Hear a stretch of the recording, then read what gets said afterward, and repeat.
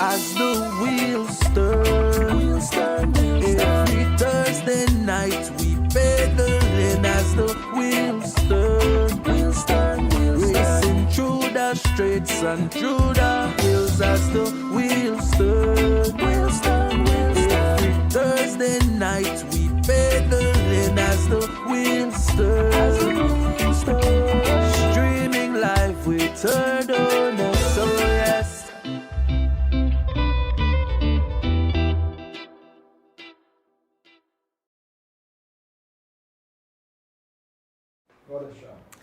A pleasant good night, a pleasant good night. Welcome to the 158th edition of the As the Wheels Turn.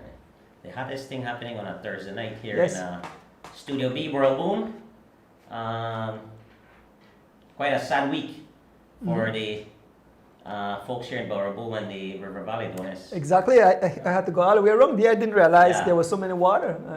Yeah, so first off, if you'd allow me to, I'd like to send out my best wishes to the folks that are affected by this significant flooding. It's historic amount of waters that we have seen since 2020, I believe. In some places up to 5 feet of water over the road, Andrew. So yeah, I know all my friends and all the folks down there by the bridge, just before the bridge on the main road to Borough Boom were affected and had to be evacuated, no? Wow, that much water. Yeah, quite a few families were affected. I've got a good friend who lives back in the resort area by the Holler House, and she's affected significantly as well. I want to send out my thoughts and prayers to everyone that's affected. The folks also in the other areas of the River Valley, the Rancho Dolores community, folks in Crooked Tree has been affected significantly as well. I recently saw on this news, Andrew, that these kids are waking up at 3 a.m. in the morning to traverse to the city to classes. So you imagine getting up that early, having to take a boat. Oh yeah, you have to take a boat, right? Yeah, because remember they probably used to get up at 5, 6 o'clock and would have an hour commute, right? But now with the flooding, they would have to wait on the boat. The Coast Guards are back there with vessels to bring them out and stuff like that. So significant. Obviously we're moving forward with our lives here. Folks that are not affected, thankfully, myself and my family, we were not affected by it, although very close, very close. The water, to give you guys an idea, the water has risen about 29 feet 8 inches at our farm. Yeah, That 29 much? feet 8 inches. Yes, at the lowest level, Andrew. When you were back there for the Right, I saw the water Alright. way down. So that's 30 feet. I measure it. That's 30 feet. So it's right. And it's all the way up just about to crest the bank, which is 30 feet. So that's Wow. 29, I would say about 29 feet 8 inches. That's a significant amount of water, Definitely. right? Definitely. Yeah, so luckily for us, again, we're not affected that much. But the other folks are, it's taking a significant beating. And we want to, just kind of reach out to our authorities and make sure there's urgencies in helping those folks out to get back on their feet, because water caused a lot of that damage, right? So I just kind of wanted to open up the show and, being from Boom, and I've seen it firsthand. Yeah. Earlier in the week, literally I was on an island. I couldn't really get out. Yep. Yeah, I saw that. I saw that. Three of the main entrance to the village, you can't really get out. You could take a chance towards the Western Highway and you might be able to get out, but if you were like on a motorcycle or something, and people commute quite a bit on those, you couldn't go west, you couldn't go east, and you just couldn't leave. So that's a significant impact. And right now the water, as of this morning, when I passed there, the water was actually rising a little bit. Rising. Yeah. So we wish everyone the best. How long Sarah gone? It's been probably a good week and a half. Yeah. Yeah, but I understand that it's the water takes time. So you trickle down from the from the higher lands to the lower lands. Yeah, up in Central America and all the mountains. Because remember, it's kind of mountainous up there too, right? Right, exactly. So it's kind of coming down, and like I said, actually Sunday. It's funny. Sunday morning, I heard that the guys were out there riding and there was no water No water on the road Sunday morning. No water. And by Sunday afternoon, when I went to the airport, there was water there already. And when I came back, significant amount of water. Monday morning, I wasn't able to pass. See, That's the whole fast. that's Yeah, so I mean, it's and again, like I said, firsthand, I've witnessed it, and it's kind of a bad situation. I just wish the best, that those people get the help they need, and those families get the help they need and can pick up the pieces and get back to normal life, as quickly as possible. Hopefully, I'm imagining, hopefully by next week, I mean, we see the majority of the water passing through. I would imagine, but as of this morning, it was still not going down. So. Let's hope for the best, no? But just know that from you and I here as the wheels turn, we're wishing for the best. right. Yeah. Absolutely. I saw some pictures and videos of Lads Bank here where Yes. people, they like island. Yeah, I mean, a lot of folks, man, a lot of folks affected by this thing, a lot. Belize, it's basically under the sea level, right? So you get the, as soon as we have any kind of accumulation of rainfall or water, it's going to cause some flooding. And just imagine, you live in a city and you have a day or two of rain, water start, right? Right. So, and then this is in conjunction with the water actually flowing down. So you got it's bad, it's real bad. So just wish the best for everyone. Yeah. Yeah. Well, we wish all these folks, that this water go down pretty quick and they return to their normal lives. I know it definitely affecting a lot of people indeed. I mean, we have to consider ourselves lucky, D. Yes. We definitely have to consider ourselves lucky. Yes, absolutely. Yeah. So once again, folks, who want to say good night, happy Thanksgiving. Yes. We don't have. I think we have no death announcement, so that's good. Not on my side. That's a good thing. I have that's a few birthday greetings. I think you have some, right? Yes, I believe we have some birthday greetings. Yeah. So I'll just include the one I have, and then you continue on. I have Mr. Urson Butler, former president of the Cycling Federation, celebrated his birthday, and my cousin Janet Hislop celebrated her birthday. So I don't know what else you have. Those are the two. We have Wilhelm Coy, Okay. turning 52 years old today. Happy birthday, Wilhelm. Let's see who else we have. That's our cyclists. We have Sherman Thomas. Okay. Yes, he's celebrating his birthday. We have Omar Cruz. Okay, Omar. All right. Yes, Good. a big fan of the show and a contributor as always. So Omar is celebrating his birthday tomorrow. Oh, tomorrow. All right. Yeah, Good. so he said he'd be passing through Boom. So Omar will be waiting on you. I'm gonna have a cold drink of your choice, soft or hard, on your way. Philton Butler turns 27 yesterday. Okay. Yeah, so happy birthday, Philton. Let's see. My sister, beautiful Sharon Wade. I remember. I thought I saw that. Yeah. Yes, out in California. And she is 62 years young yesterday. Let's see if we're all caught up.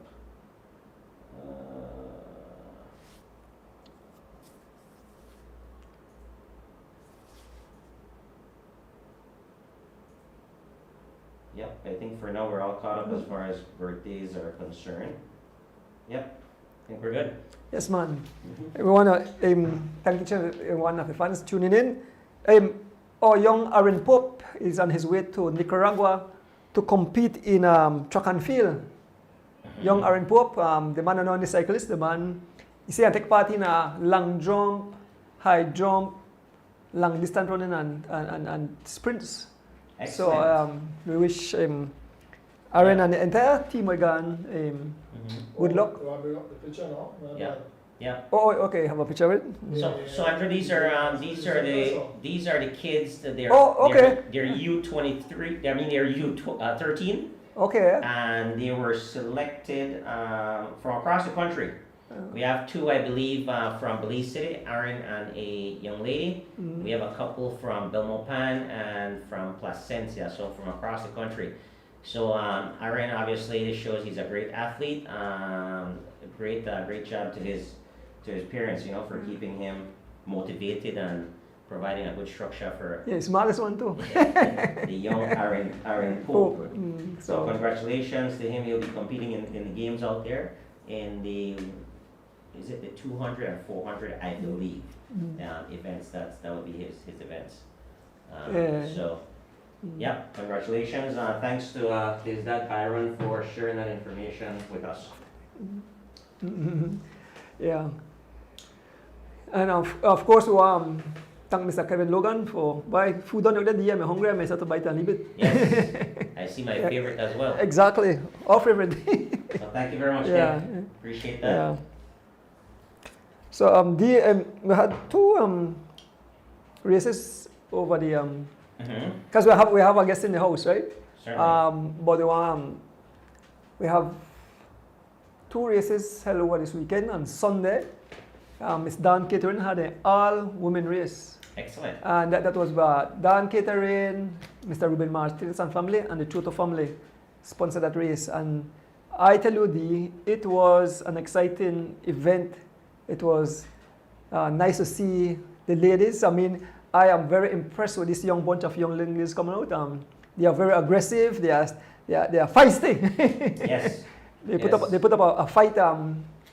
Sunday gone, man. Absolutely, and like you said, I'm very impressed as well. And Andrew, thank you for the coverage and for giving the female cycling the attention that it deserves. I've always been a proponent of bringing back female cycling. It seems like perhaps maybe 10, 15 years ago it was a pretty good category, but it lost some steam in the last few years, and it's good to see. I think how many ladies you had?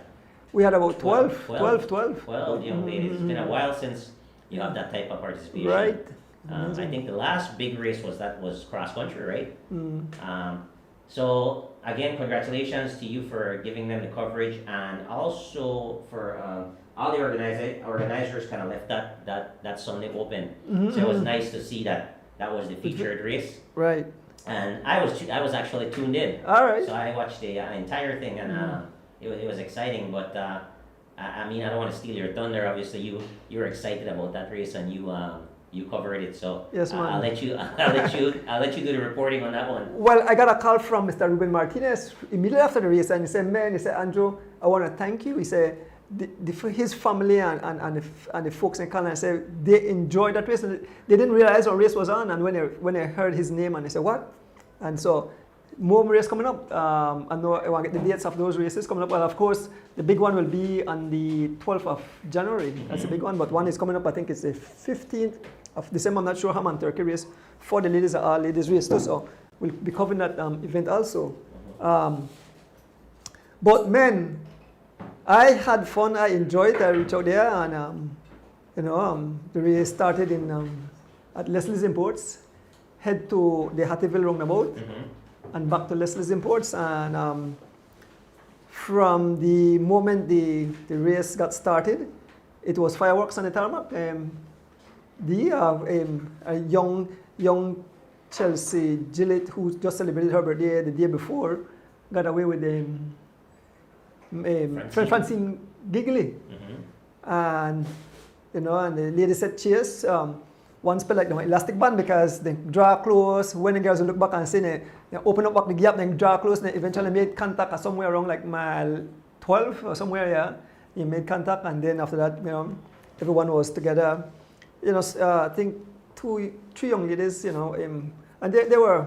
I think the next young lady from this Choto's niece. Her name is Selena, and Smoke's young daughter. Jamela Gladden and Maya Bennett. Those were the three ladies. But Maya says she was under the weather. The next young lady she just started to train, and of course Smoke's daughter is fairly young. So they got separated from the other. I think they hang on until somewhere around 6 miles, and then they separated. But I have to give them kudos because they finished their event. Sure. But from there, the race was exciting to the very end. So George, maybe you could put up the results. You could start with Yes, I got up. all right, so we can start with that. Yeah. So that's the young Chelsea Gillett won in that event in the junior category, the birthday girl. Second was Kelsey Castillo, that's my driver, Rick Castillo daughter. And third was Irene Baki, no stranger to the cycling scene. Andrew, Chelsea rides for Imani. Imanes, right. Okay. Yeah, Chelsea rides for Imanes. Kelsey is unattached and Irene is unattached. Okay, excellent. Then you can move on to the elite. Kaya Katus riding for Elias Wets, won that event. Francine Gigley rides for Lovell Cycling. And the third place, Gabriel Lovell also rides for Lovell Cycling. So excellent ride by them. And then we have over 38. We have Miss Fiona Humes Gonzalez.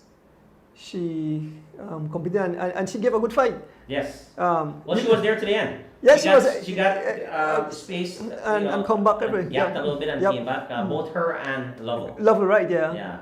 But you just I have a rear view mirror on my gadget now, so I could look. I have to turn my head and we're just looking at the rear view mirror, and I could see exactly what happened behind me. Well, I was listening to you. I was wondering if you were commentating on a cycle or you're driving a vehicle. So Yes, but I actually have a rear view mirror attached to my gadget, and so I could see everything. So I don't have to turn my head. I could look right back and say, okay. Excellent. So that was right there. But pretty interesting race. Definitely want to thank the organizers and Miss Dan immediately. So yesterday, a young lady she just get started. I think her name is Shahida McCoy. So that our next a new name will come on our next young lady for Wesley College. Oh, wow. Miss Dan have her job at the shop. She's using the old bike that Chelsea was using. So say more young ladies to come out. Absolutely. So absolutely. very impressive. Yeah. Well, if you keep and we keep doing these events like we're doing and the coverage, which was excellent, and giving the female their platform, I think it'll definitely increase. It will grow. The performance. It'll grow. Also, it was good to see the organizer break out the categories as well. Exactly. The juniors, elite, and then the masters. That was good because a lot of times the masters, you have a couple of master cyclists who I guarantee you will be joining the peloton soon. You have a lot of them who perhaps have a little fear of coming back and riding with the elites and the juniors who are racing a little bit more than they are, and then there are no prizes for them, right? So it's good to kind of throw that categorize them because you're talking about a good perhaps close to 20-year gap. Gap, right? So it's kind of good to have their own category. So I was pleased to see that. And again, the race was very competitive because both Gabrielle and Fiona, they were right there at the end, right there at the end with all the other females. So I enjoyed the race a lot. It was good to see, like I said, more than 10 cyclists lined up in that race. And they were very competitive. I saw Kaya attacking a few times, and the young girls were right on her wheel. Right on her wheel, and that shows, right, that competitive nature is there. And I was reading, every once in a while I read a little bit of comments, and I was reading the comments, and I wanted to address some things, right. Some folks were saying perhaps that Kaya shouldn't be racing with them, but I think Kaya should be racing with them because that is how they're going to get better, right? I mean. Take for example, personally, when I started out, I raced with the elites quite a bit, and I find out racing with the elites and the hard races, although I may finish in a top 20 in the elites, when I get in my category, I'm the top 5, right? Because of the elites pushing me that little extra. So I think, by Kaya actually racing there, I think it's actually helping, and it's a good thing for the young ladies to develop. Also, the other thing is too that might go unseen is that she will deploy some race tactics based on her experience, and the young girls, they're going to pick up on that, right? So when they're racing now, oh yeah, Kaya did this and it worked. When the peloton lull, okay, attack. she attacked. Oh, maybe I could do that too, right? Yeah. And I actually saw, and that's the one thing with young people, they learn so quickly. I actually saw Kelsey is it Kelsey or Chelsea? The one that won. Who won? Chelsea. Chelsea. I actually saw her doing it a couple of times, and also Irene. Mhm. So yeah, it was good to see. So I definitely think Kaya should be there, and she might be winning now, but sooner or later, you know, yeah, she'll have more of a fight on her hands for Yeah. sure. And, So that's my take on that.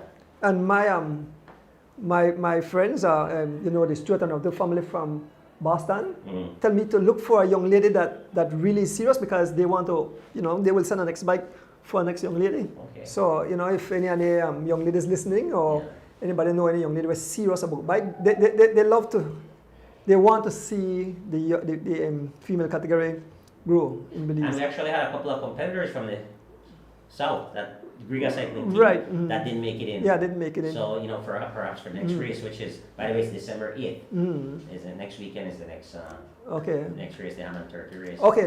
But that was certainly an exciting race, and again, I want to say thanks to Ruben and all the sponsors, and also thanks to you, Andrew, for giving the riders the platform that they need. I think they definitely need that to grow sport. Another thing I want to point out too, I did see a couple of male cyclists that was, you know, behind the race and Yeah, slightly significant, sir. interfered and coaching a little bit. I just want to urge, and those are good guys. I'm not going to call out names. They're good guys that were doing what they were doing. I just want to say, like, in the future, you know, let them race, coach them up before and after the race, and kind of just watch as a spectator. They should actually be behind the coverage if they want. There's nothing wrong with sharing the road, obviously, but I think the right place would be behind you. You want to have at least maybe 100 yards or you know, a good distance, yeah. Because you were typically behind the last or right, you know, so they want to be, kind of even distance. maybe in a caravan or something. But Right. best scenario would be not to be following the race at all. But I mean, obviously, got to share the roads, and guys got to get their training and whatever motivation they need. But definitely do not interfere with the race. I think it's not fair to the to the other competitors. Because they have any time on the road, so I mean in races, so yeah. But I did notice that, and I'm speaking from actually, you know, what I saw, not from what I heard. No. So and I wanted to, I kind of just wanted to point that out. Yeah, they were too close. So guys, we ask you to please, in the future, you know, stay back. Yeah, well, there'll be another this coming weekend, so let's just stay out of their race and let them do their thing. I mean, it's not, you know, they're not racing that. I mean, it's what, 20 miles, 25 miles? Yeah, whatever somewhere it around there. is. You know, let them have their time and enjoy their race. All right, so Ruben said 2 ladies from Griga confirmed that they will race next Sunday. All right, Ruben, thank you. So we move on to the guns race this morning. Guns race. So we only have 2 races this week, right? Okay. Hey, Huh? watch on the last 3 positions. You see?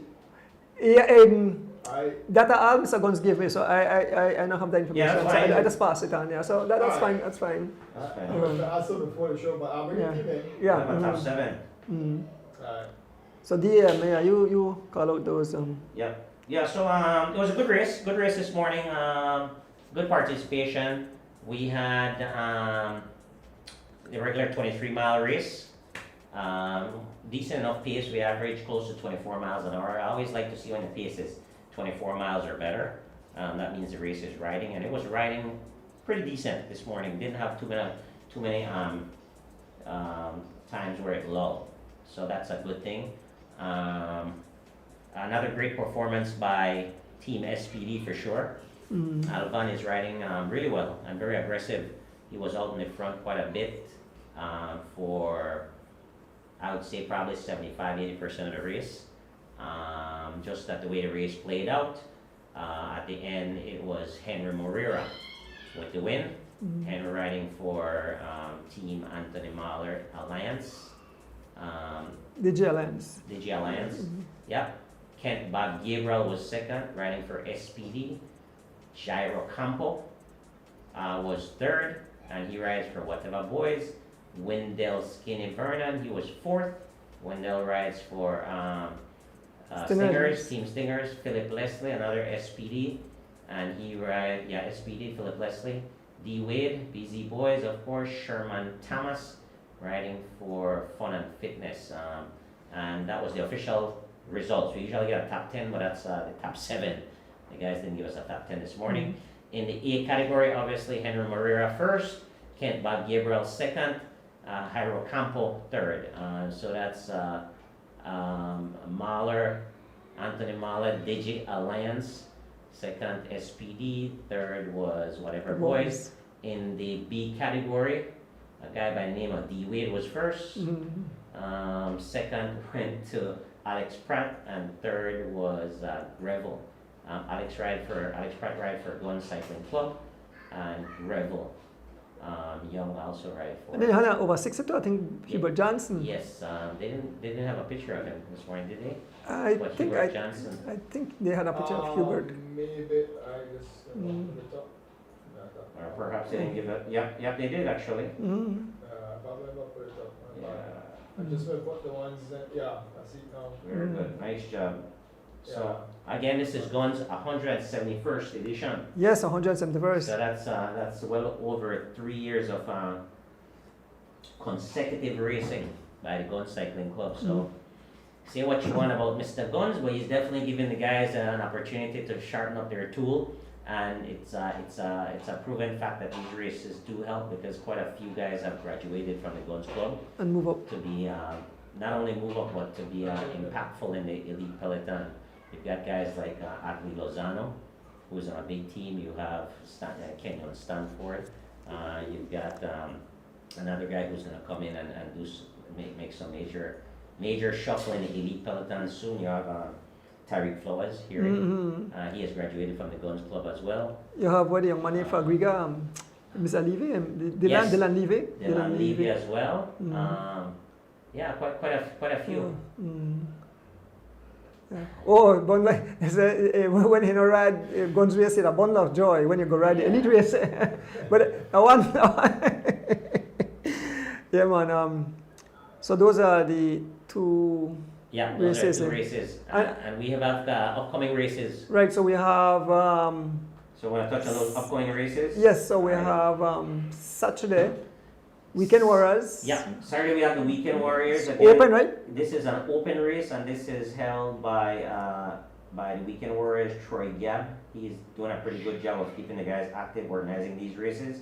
We have 3 elite prizes, Andrew. 75, 50, 25. We have the A category. There are 2 places in the A category. If anyone would like to sponsor a 3rd place, please do so. Reach out to Troy Gabb. 50, 30. In the B category, there's only one place so far, $40.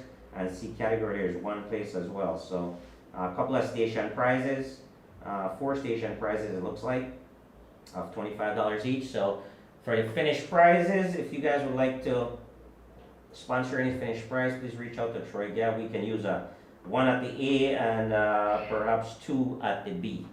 So we have full podiums there for sure. C category is not usually populated, so 1 would be adequate perhaps. But another fun event on Saturday, and that starts at 6 a.m. and that kicks off from Old Belize. And I'm pretty sure Andrew is going to be there. Well, I hope a motorcycle man come out. Covering that, right? Rick, Yeah. what happened to Rick? Well, yeah. So I think, and then we have EWI. the UWI race on Sunday. Yeah. Yep.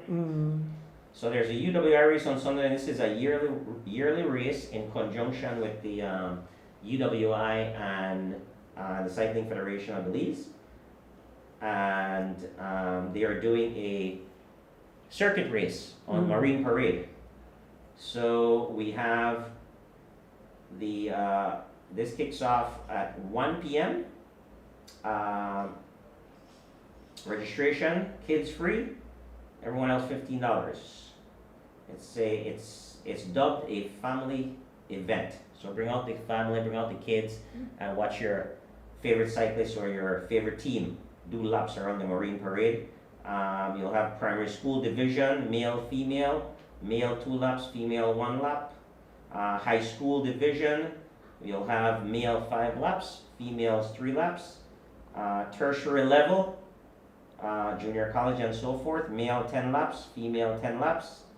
Junior youth, 15 laps. Female and masters, 40 plus, 50 plus, 60 plus. So this is no club, none of the younger guys. It's 40 plus, 50 plus, 60 plus masters. 15 laps. And of course the elites and the U23 will do 30 laps.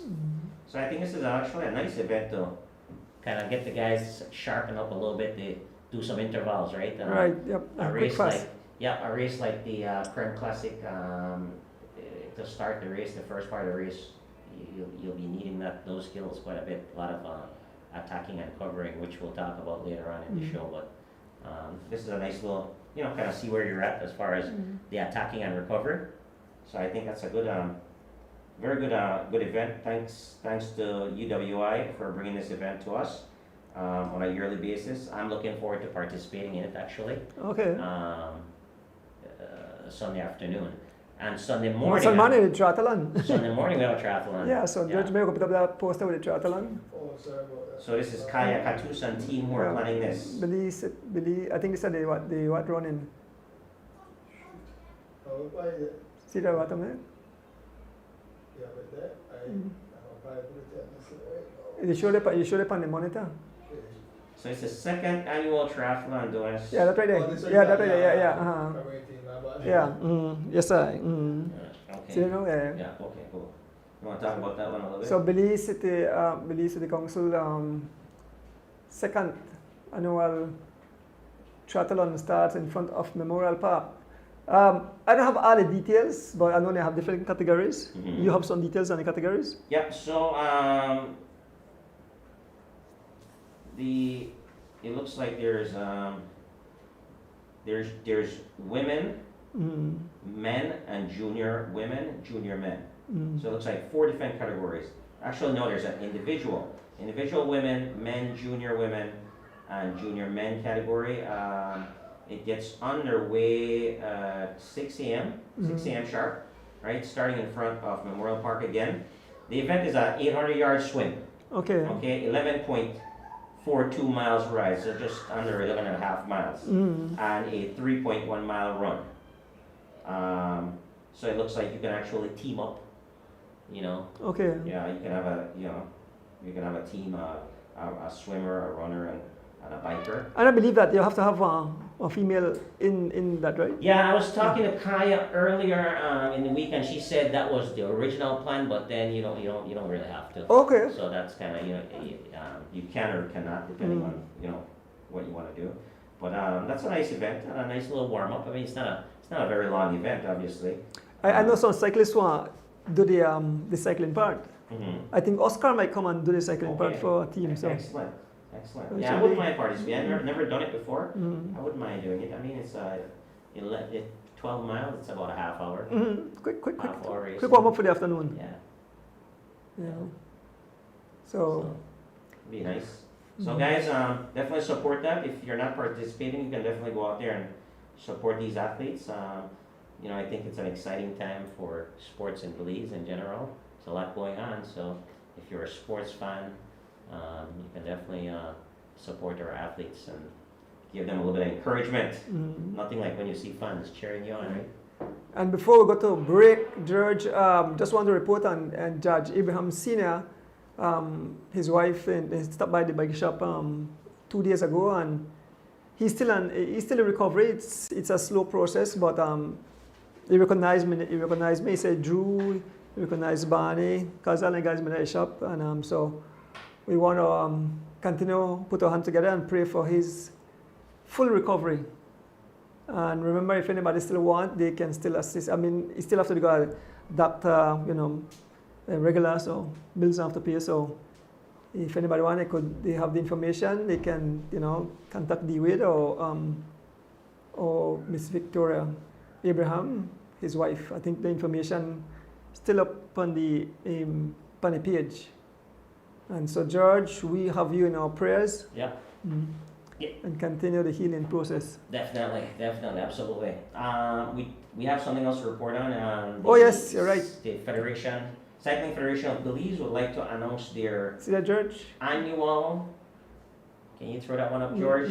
Their Sorry about their that. annual cycling That right there, yeah. membership meeting. Mm. So it's basically AGM, which is called the annual general meeting. So it's Saturday, November 30th, 2024. So this Saturday at November 30th, 2024 at 2 p.m. at the Edward Ned Pitts Olympic House, which is right off Marine Parade over there by next to the Marion Jones. Okay. Yeah, so that's an important meeting for all members to attend. And they're, it's the AGM, so they're gonna be discussing, what's going on in the federation, leaderships, things like that. What's the vision for the federation, next steps, as they plan into the 2025 season. So I'll definitely encourage all members to attend that. Definitely gonna be beneficial. There's also a race coming up December 8th. So we didn't talk about that yet. That's the all-female race, which is the Common Turkey race. Yes. So that's sponsored by Mr. Ruben Martinez. He's the organizer. Obviously, I have quite a bit of different sponsors for that race, but give you a little bit of details on that one. It's called the Imanis Women's Ham and Turkey Road Race, December 8th, which would be next Sunday. Start time 8 a.m. Registration is only $5, guys. Start at the GG Field in Belmopan. And it goes to Jaguapa entrance, just the entrance, and back to GG. There's going to be Elite Field, there's going to be the Junior, and there's going to be the 38 plus. So similar to what happened last Sunday. All first place finishers will get $100 plus a turkey and a ham. Wow. So you then get to see the Christmas ham and turkey right there. Yes. All second place finishers will receive $50 plus a turkey and a ham as well. Wow. Nice prizes. Mm-hmm. Third place elite and juniors only. Third place elite and juniors only will receive $25 plus turkey and ham. Boy. There's station prizes of $25, quite a bit of them. Obviously, they'll announce those at the start. And we've got some sponsors for that event, quite a bit of sponsors as well. And I see highlight that price might increase, right? That's why mark that? Yeah, prices might increase. So thanks to Don's Catering, Rafael Chodo, Local Cycling Team, Imanes Cycling Team, Miss Rita Thompson, Mr. D. Wade, Louis Usher, Mr. Giovanni Choto, Mr. David Hyde, and Carlo Guerra for bringing this event to these young ladies. Awesome. So that's an amazing event again. And That you're should- probably going to be covering that. Yes, I'll be there. God spare life. And also in Chetumal Mm-hmm. on the 8th as well. Only have a race We'll have later. a race for elites and masters. So it'll be masters 40 plus and 50 plus and 60 plus masters A, B, and C. And that's going on this coming Sunday in Okay. Chetumal on the Boulevard. The first or the 8th, you said? The 8th. The 8th, Which okay. would be, the 8th would be Mhm. not this Sunday. The following Sunday. Sorry, the following Sunday, yeah. Mhm. So quite a bit of activities going on. Yep, a lot of cycling. Absolutely. So Well- now should we take our first break? We take a break, and when we return, we'll have our guests in the house.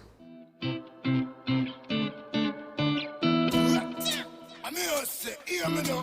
This is a Soul Fire production. Soul Fire production.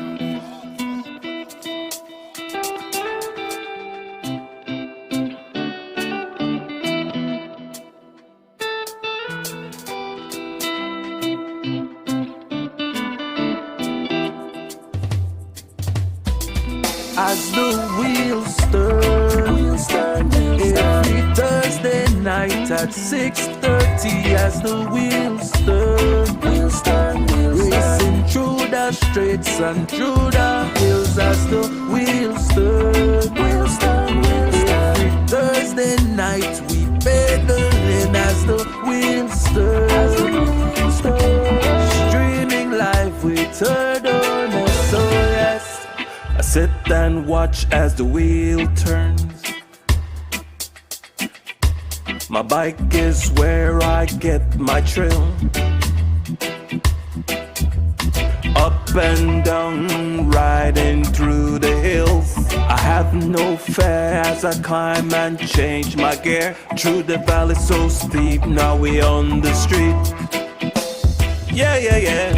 As the wheels turn, every Thursday night at 6:30. As the wheels turn, racing through the streets and through the hills. As the wheels turn, every Thursday night we pedaling. As the wheels turn, streaming live we turn on us. So yes.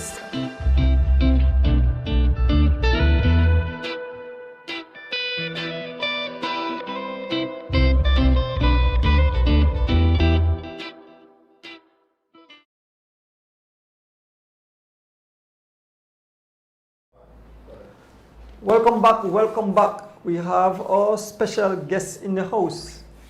Welcome, Mr. Awil. Good. No stranger to the studio, to the cycling scene. Yeah. Just before we move on, Alan, George, I think you have one thing you want to share. I can't believe my last post right now, that's it. Let me see if we get that post just before we move on. Right, that's on there. Yeah, all right. So, folks, Black Friday sale. Kitchen appliances, Christmas decor. Check with Miss. Yeah, check by Miss Margarita Sports Bar. Check with Miss Rita. Step right in and lots of goodies for the Christmas. Yeah. Alan. Thanksgiving kickoff. Yes, man. The shopping season, no? So Christmas is around the corner. That means New Year is also around the corner. That's exciting times. Very exciting. And you know what I mean, right? The start of the 2025 cycling season, which is supposed to be some serious fireworks.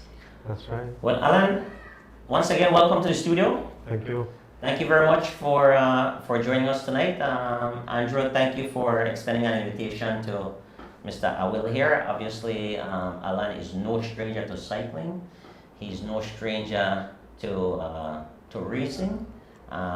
He comes with a wealth of information, both from a administrative perspective. He was the former executive in the Cycling Federation of Belize.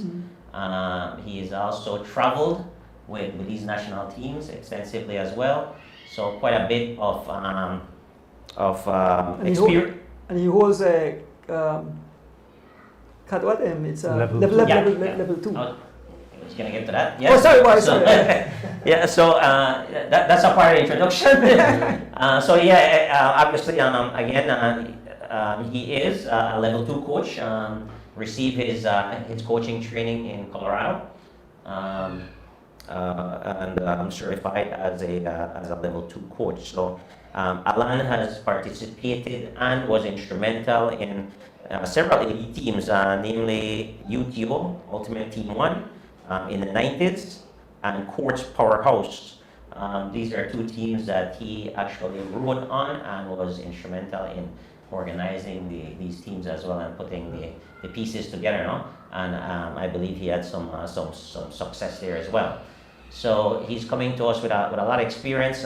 Personally, I have some experience with Mr. Awil from a coaching perspective. As we all know that I spend a lot of time on the road, I have witnessed him tirelessly working with his son, the young Alan Awil Jr., which I know you have called his name many times and was impressed with him several times. And I don't know, Alan, if you remember the conversation or not, but I said, I kind of wanted to commend you on kind of the job that you're doing, with young Alan Awil. I said, as far as the preparation is concerned, because I've seen the work personally, because I've been out there and I've seen what you guys were doing, the intervals, the long rides. I'm always inquisitive, and I question you quite a bit to kind of find out what you're doing, and I see the work actually transform into racing. That young Alan Jr. actually performed well. Race after race, he was improving quite a bit. you know, he's away, he's studying now, so he's taking a break from cycling. But up to you know, when he was racing competitively in the elite peloton, he was doing very, very, very well. I was very impressed with him, and if he had continued on that trajectory, he would have had a bright future in cycling. And that He might still have a bright future. yeah, what I'm saying, if that break, no, if that break, yeah. We're not counting that out, but Yeah. I said that to say this, that you know what you're doing. Thank you. Absolutely, because again, you know, I am a cyclist. I'm in the trenches, and I see what you were doing. I just don't see a result on race day, but I saw what you were doing, and how structured you guys were training with structure, and Well, that you know, kind of his translated. results, you know, the last race he rode in Belize before he left for university was a national championship, and he finished 9th in that race. So, Fantastic. and that, you know, that's a big race. Absolutely. Maybe I don't remember how many under 23 riders beat him, but the majority of them in that top 10 were under 23. So he didn't get a medal in U23 Okay. either, but you know, 9th overall in that race. I think it was about 6th overall in U23 category. But yeah, I mean, Represented well. it helps. It helps to coach riders who are good athletes. No, so yeah. When you so- combine the two. So maybe Talent. maybe it's not my coaching, maybe it's his talent. No, I definitely believe that there's it goes both ways. But you know, I said this to obviously to let the viewers know, because a lot of folks may hear the name and not know you know, the history behind it. So I kind of said that before I you know, give you the floor. But what we wanted to do is bring you on here tonight to talk a little bit more about what it takes to be an elite athlete, Alan. And in leading up to preparation for the Creme Cycling Classic, you know, what do you believe that athletes should have been doing and should be doing to prepare themselves for that race January 1st, 2025?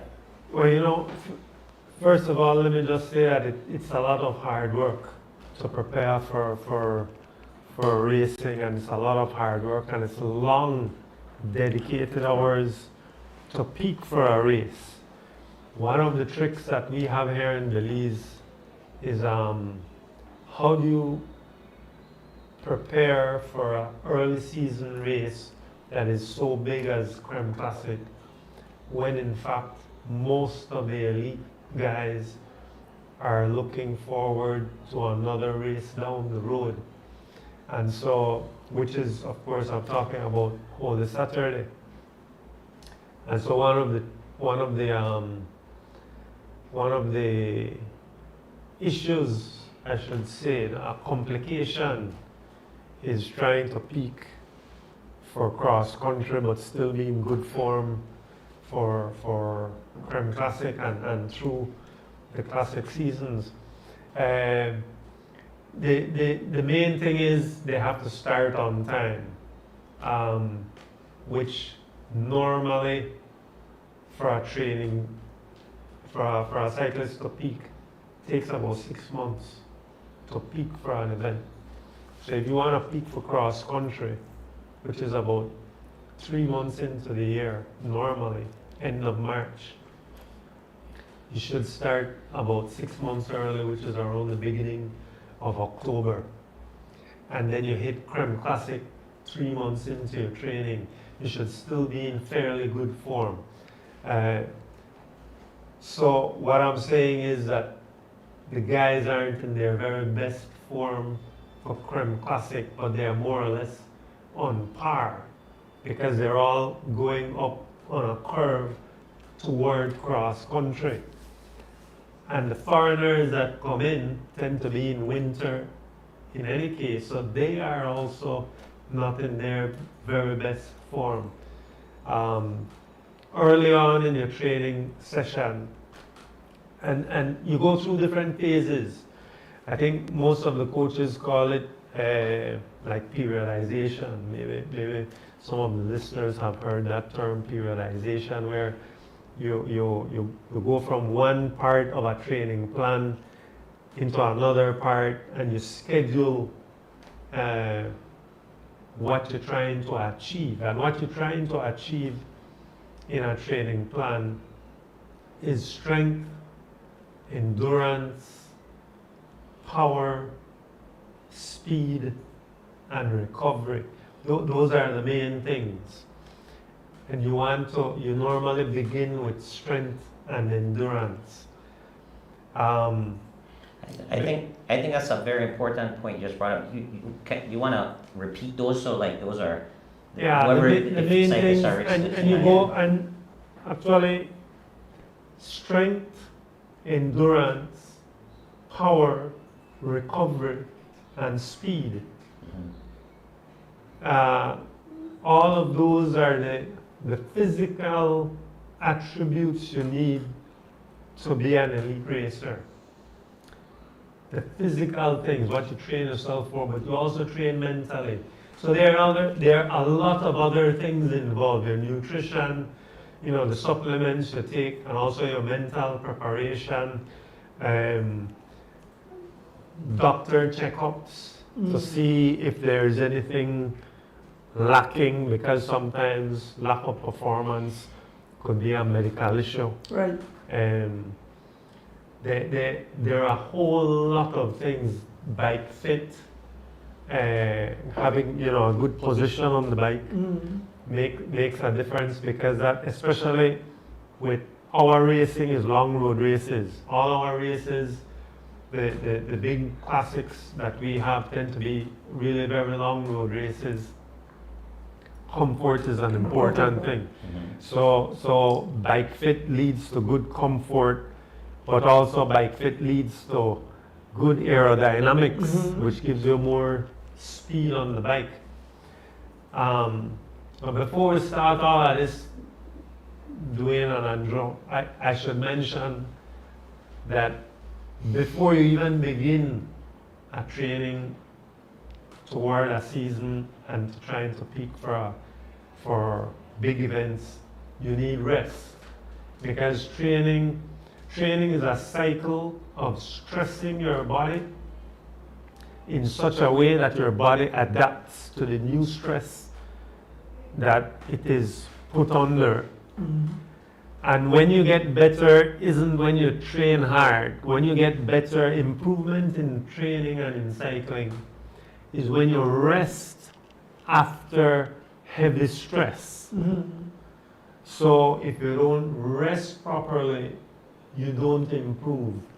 So it's and you know what? Anytime I talk to somebody about training, I always use the analogy of the 3 little pigs.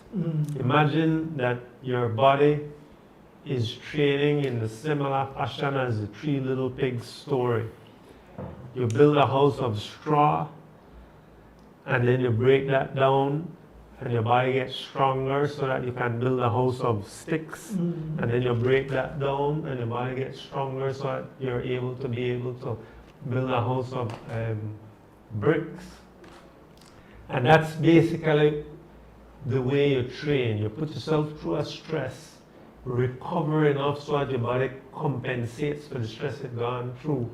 So basically your body is smart enough to be able to rebuild itself, to do that same level of stress you just put it under, and do it more comfortably. But the rest is important for it to build back. And you go through these cycles of stress and rest and stress and rest. But before you do it, you need to have a longer period of rest that in other sports like basketball, football, baseball, they might call an off season. One of the things with our cycling is that we have gone now into having races year round.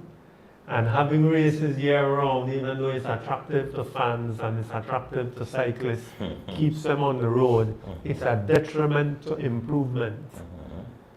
Because you need to take a period off and have your body refresh itself fully. Not 1 or 2 days. And in many cases, not 1 or 2 weeks. And so, back in my day, we used to have a very short season. Creme, of course, started in '94. 93 or 94, somewhere, or no, sorry, 91, I believe Creme Classic began. And then it was from New Year's until cross country, and there was a big lull after that. And then September Classic was the big thing, all the way in September. Santino's Classic, it was called back then. And then after that, you take about a month off after September Classic, and then begin in early October. But now with races going on, guys are attracted. So you know what? Our next big race to come up, so I better stay in a shape. Our next big race to come up, I better stay in a shape. It prevents them from stopping and having their body fully refreshed and begin on a new cycle. And it's important to begin that new cycle, because when you begin a new cycle, you build a new foundation and you can build it stronger. When you just stay on the bike, you're maintaining your high level. But if you stop and start over, you do it with an aim to reach a higher level than the previous year. And so that's the reason why the guys that maybe just stay on the bike all year round, they're always in good form, pretty good form. But they might be in the same type of form they were in the previous years. So it starts with an off season. Refresh yourself, build a new foundation, and then start to build strength and endurance first. And then after you build a base, that's your base period. And then you can start to work on power and speed and recovery. As far as when you're resting, because this is key, when you're resting, Alan, what do you recommend? Completely resting, maybe walking, maybe running, maybe just light spinning on the bike twice a week as opposed to 5 times a week? What's resting as you would? For at least a week or two, fully rest. If you're in off season, or are you talking about within the season, but after stressing and resting? No, this would be your off season. Off season. Yeah. At least a couple of weeks. Completely off the bike. Completely off the bike. And then after that, another 2 or 3 weeks where you are working out but not on the bike. Running, play basketball, some guys would even do mountain biking, I'm primarily talking to road racers. Mountain bike helps to strengthen your upper body. What you want to do, basically, when I talk about basketball and running, is working out some muscles that you ignore while you're on the bike, especially upper body muscles, because those do get ignored. And then you start to get into weights as well. And again, lifting weights is one of the main things that allows a cyclist to raise their level from one year to the next. But racing year round prevents you from getting into the gym to lift weights, because weights slows down your leg speed. You feel really strong when you lift your weights. You feel as if you're gaining strength and power, but the muscles are tighter. And so one of the things with really being in top race form is having, I don't know if you remember this term we used to use back in the day, might still be used, but being supple. Like where you really feel flexible and you can turn over your legs fast. But you lose that suppleness, that flexibility to turn over your legs fast when you're hitting the weights heavy. And so all of that is part of the reason why you need this off season. But yes, coming back to the off season, you need to take 1 or 2 weeks, just allow your body to just refresh mentally and physically. And you might think that, well, you're going to lose so much shape, and this is one of the reasons guys want to stay on the bike. They feel that when they take a rest, They lose so much shape, they have to start all over. But you get it back quickly. If if you stay fit with running, basketball, calisthenic work, push-ups, sit-ups, pull-ups, those kinds of things. Once you get back on the bike, your curve of improvement to get back toward race fitness happens rather quick. And the curve of getting into top form actually levels out the more you're training. What I mean by that? You take somebody who is out of shape and put them on the bike, they start to get into shape rather fast. The curve of improvement is steep. When you're in top shape, so you're already up in a decent shape, it start to get, you don't just continue on the same trajectory. Sure. You're just on the same path up, You level off. you level off, Plateauing. and then you have to work so much harder to get so much smaller incremental gains. But what I'm saying is the fear of, I lose all my shape. Yeah, but you only have to take you a month to get back in a decent shape. So you time it, and that's the reason why you plan 6 months ahead, 3 months before Crim, 6 months before cross country. You time it so that you get in your base work to get back into fair enough shape, and then start to get into race shape. But you begin with rest, and then some general fitness, off-season, cross-training. There are a lot of different kind of terms that people use for it. So I'm gonna Excellent. ask a question. So being that for now in Belize, the new trend, they have a lot of big races during the course of the year. Yeah. So a cyclist say, well, I don't have a chance to win cross country, but I have a chance to win one in a big event here. So for the training program, would have to be different from a person who aspire for win the cross country or the Crim USD Classic or the Andrew, it should be, but it's not. And that's the way world-class teams operate. They have some riders who are gearing up for early season classics. They have riders gearing up to focus on the Giro, the Italia, if they're Grand Tour riders. You have others focusing on the Tour. You have others focusing on the Vuelta. And the team, before the year even begins, they start to have a plan of who they are sent to which race. Right, okay. And who will be the team leader in which race.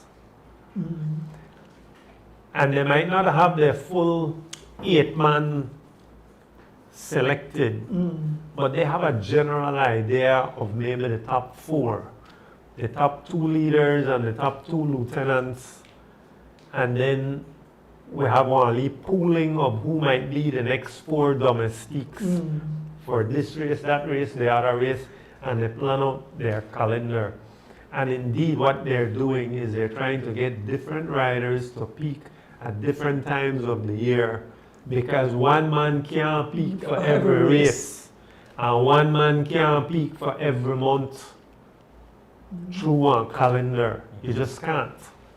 And if you think that you're in peak form for 3 months, you're lying to yourself. But Alan, You fool yourself. but people have said Tadej Pogacar win the Giro d'Italia, win the Tour de France, and win the World Championship. He's an exceptional athlete. He's an exception to the rule, right? And he probably, if he may line up for the Vuelta, he may have win that too. He would have been the first rider in history to win all 3 Grand Tours in a one calendar year.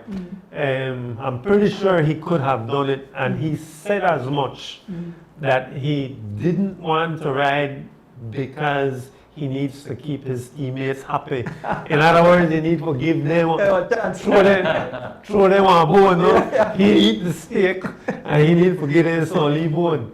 But basically, we can't judge ourselves based on Tade Pogacar. It's like if we talk about running our business and trying to gain wealth, and we compare ourselves to Elon Musk and Bill Gates. There are exceptions to the rule. Listen, I'm not going to think about that. We could stay in our own neighborhood. So yeah, and in all fairness to Tade Pogacar, and there's another rider near on his level, you know, Jonas Vingegaard. They might be doing things, legal things, that the rest of the peloton are not doing. And I think that has come out this year. It's not a secret. It's been revealed that they are doing something that might be helping their cardio endurance. That, you know, the Visma team and the UAE team are doing that other teams have been hesitant, but maybe they will begin. But also maybe the World Anti-Doping Agency and UCI might put a stop to it and ban it. There's a method they've been doing called carbon monoxide rebreathing. If anybody, you know that? I heard of it. That chemical carbon monoxide, that's the exhaust fumes from motor engines that combust gasoline. They have a tool that they use with carbon monoxide breathing that tests an athlete to see how they respond to altitude training. But the scientists that work with these teams have found that when they do breathe a small samples, because it's a poisonous gas, and if you watch TV and you see movies, you know that if you plug up one exhaust, lock up somebody in a vehicle, carbon monoxide gets in there, the person will die if they're breathing that in. But in small doses, it is dangerous, it is unhealthy, but in small doses, it helps the scientists on the teams to tell whether the cyclist is adapting well to altitude training. And they have found that if they use it on a consistent basis, in small doses, scientifically monitored, and I don't ask anybody to go try it. It could be very dangerous, it could be life-threatening. But these high-level scientists that work on these teams have found that it improves their cardio significantly above people who don't do this. And they have special equipment to do it, by the way. So I don't try to encourage anybody to go sucking fumes from an exhaust tailpipe. That would be very dangerous. Nonetheless, Tade Pogacar, Jonas Vingegaard, Remco Evenepoel, these guys are super talent. They can do things that mere mortals do not. So, yeah, they are different breed. different breed of animal, correct. So, leading us into the next question, Alan. A rider that's preparing for the Crème Classic, let's say that's their target race. Yeah. Right? They're going to start the season off and give their team a bang, right? This one rider, they've been assigned to say, hey, this is your race. Yeah. Take a run at it. Now we're a little bit over 4 weeks into that race. What should that rider be doing to optimize his opportunity in that race in the next 4 weeks? Well, they would have already done some Correct. base work. Yeah. Base work is a lot of spinning miles, gaining endurance. So in the base period of your training, you're trying to adapt your body to be able to handle the time of your longest race.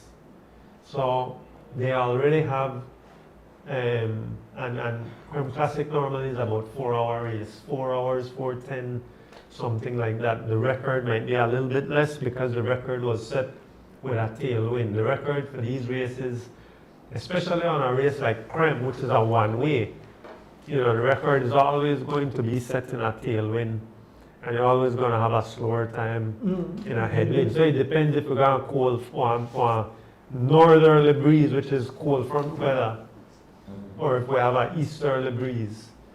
But so 4 to 4.5 hours. They are already prepared to ride 4.5 hours. In fact, they are still maybe preparing themselves for a 6-hour race, which would be cross country. So the endurance should be there already.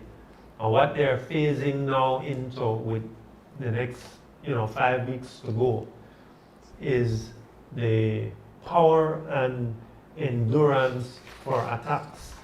So power and recovery. Power to attack, recovery, so that the recovery aspect is about washing out lactic acid. When you're riding at high level, high speed, high power output, the muscles are producing one byproduct, lactic acid, which makes your leg get tight. But you could train yourself to dispose this lactic acid, and the way is through intervals. And you could raise your ability to stay at high levels through threshold training, which is similar to time trialing. Short, high intense, but not short like intervals or sprints. Short like a short time trial, like 10-minute, 20-minute, high sustained effort. I could maybe clarify the difference between this type of training, which we might call long intervals, short intervals, and sprints. Is that FTP? Yeah. FTP work. Basically, FTP means your functional threshold power. That's what FTP stands for. FTP is basically a measurement of the average watts that a rider can produce, the average over a 1 hour. Okay. So it's basically the maximum output you could produce in terms of power output over a 1 hour period. You're generally not trained by doing it for an hour though. You're trained for it by doing it for 10 minutes and 20 minutes. Because it's savage, right? To do it for an hour is savage. To do it for 20 minutes is savage.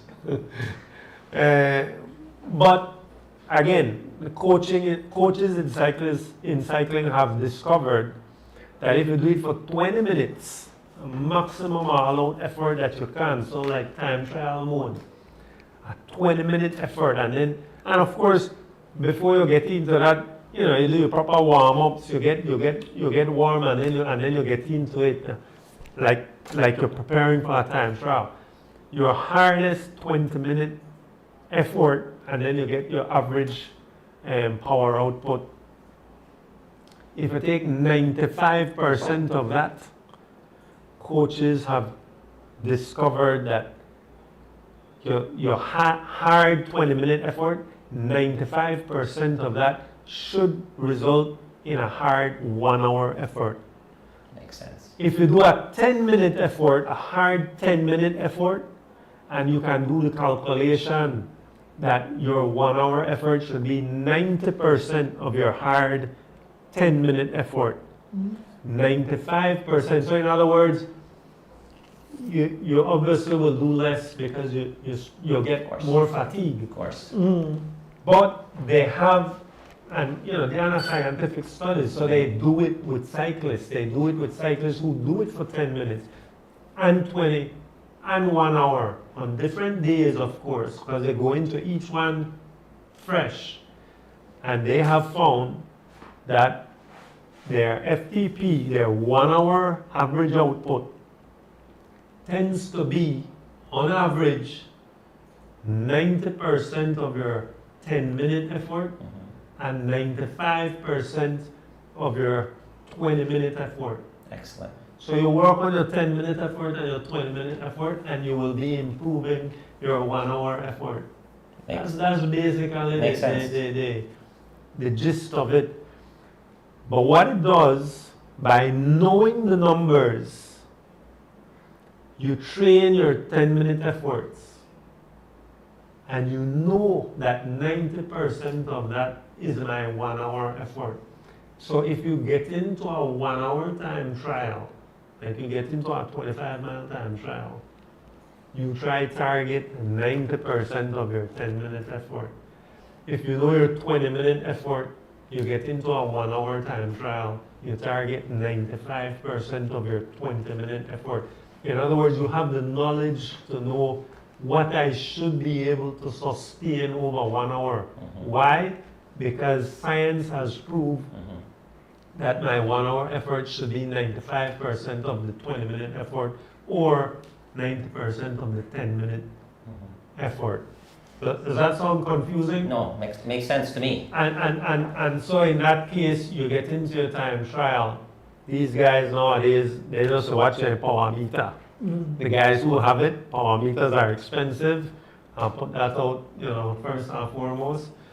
Not everybody uses them, but it's a good tool because then they just try and stay within their zone. And I target that so much, and I just want to try stick to that.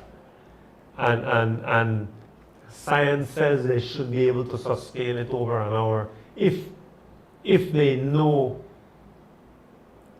they have to train for the 10 and the 20-minute effort to know what the number is that they're targeting, right? And that's the reason why I hear cyclists, the modern day cyclists use the watchman numbers, right? That's what I mean by that. They watch, correct. They watch the numbers. There are various reasons they might want to do it. Actually, you watch the numbers to know that you're putting out the effort that you target for a day's workout. And you watch the numbers to know if you're getting tired. One of the things with like old school training with I just go out and do some long, and people think the more the better. But there's also one setback if you try train when you're fatigued. So your power numbers could show you when you lose power, better go home. If you lose too much power, if you do intervals or you do some time trial work, and after the first hour and a half speed work, your power numbers just to go down. It's like, you know what, you do more harm than good. Go home. It's better to get in there. High effort days need to be at high effort, and you need to be fresh. It also means that some of the workouts now, it's geared toward intensity more than what did I say? Quality over quantity.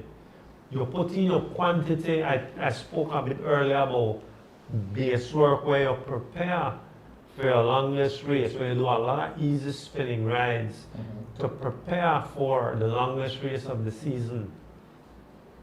That's when you put in your quantity. And then you gradually phase that out and start to work on.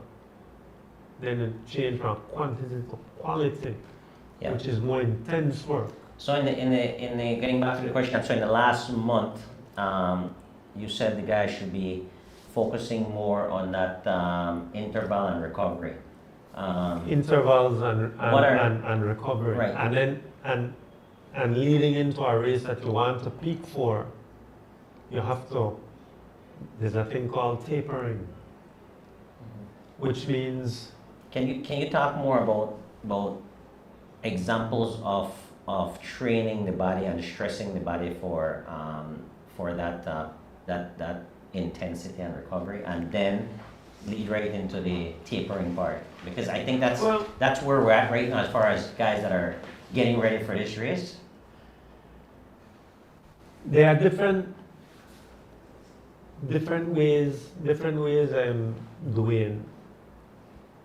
A traditional way is training over a 4-week cycle, where you train yourself 3 weeks hard and then 1 week rest. You always need to throw in a rest week on a regular interval, a regular schedule, I should say. Because if you just train hard and you train the same way week after week after week after week, you will overtrain and you will burn out. You will just gradually start to lose form. And if you overtrain, you basically knock yourself out for maybe 2-3 months. You'll just feel tired, you'll feel fatigued, and you get into a funk and you can't get out of it.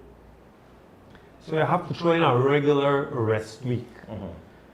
So traditionally the way to train has been you throw in one hard training week followed by a second one that's a bit harder, followed by a third that's a bit harder. So you stress your body on one level, second level, third level, and then rest and recover to allow your body to compensate for that 3 weeks of stress. And when your body rests and recovers, then it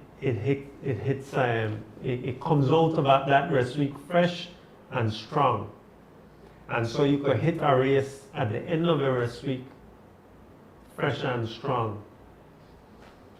There are other ways to do it.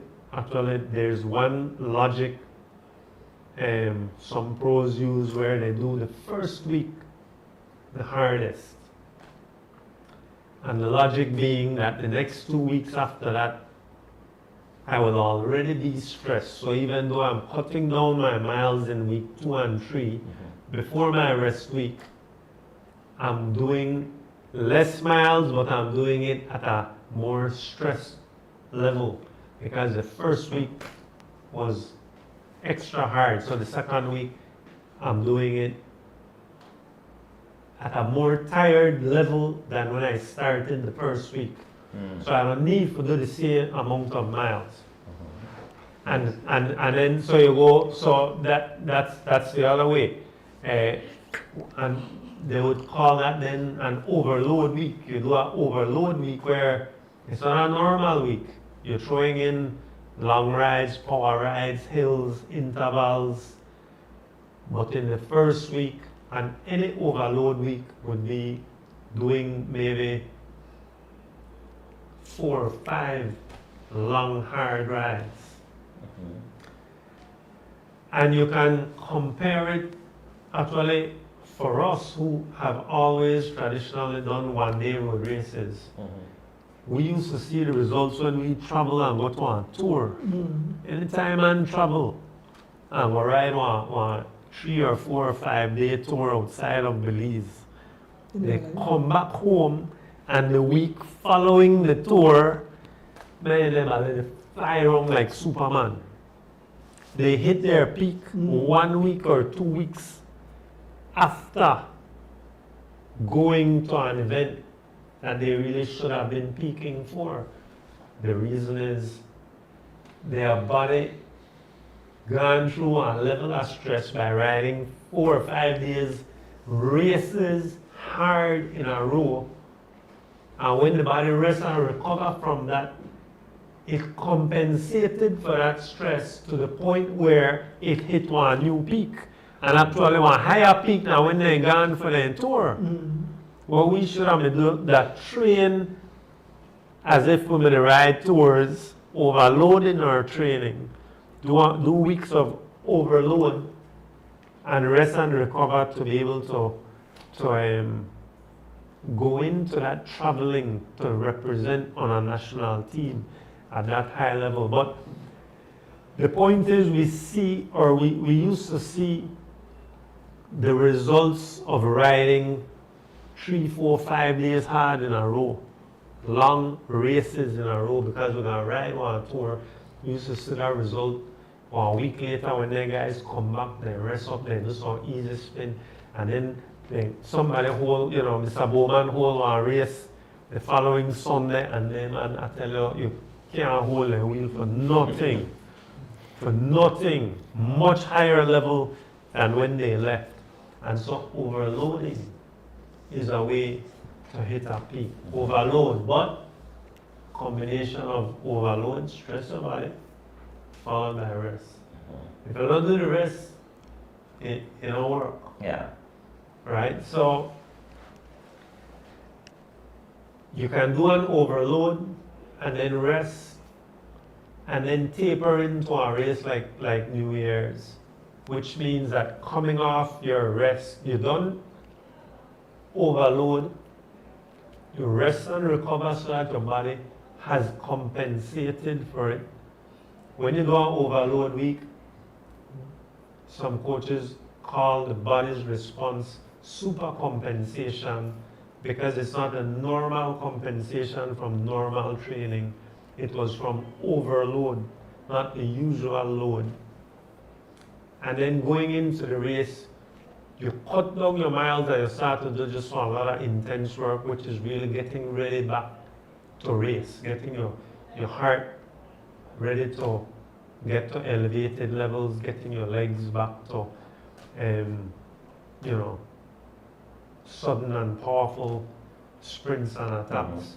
So rest, recover, get fresh, and then taper into the into a big event by shorter but intense workout in order to be what you might say ready, race ready.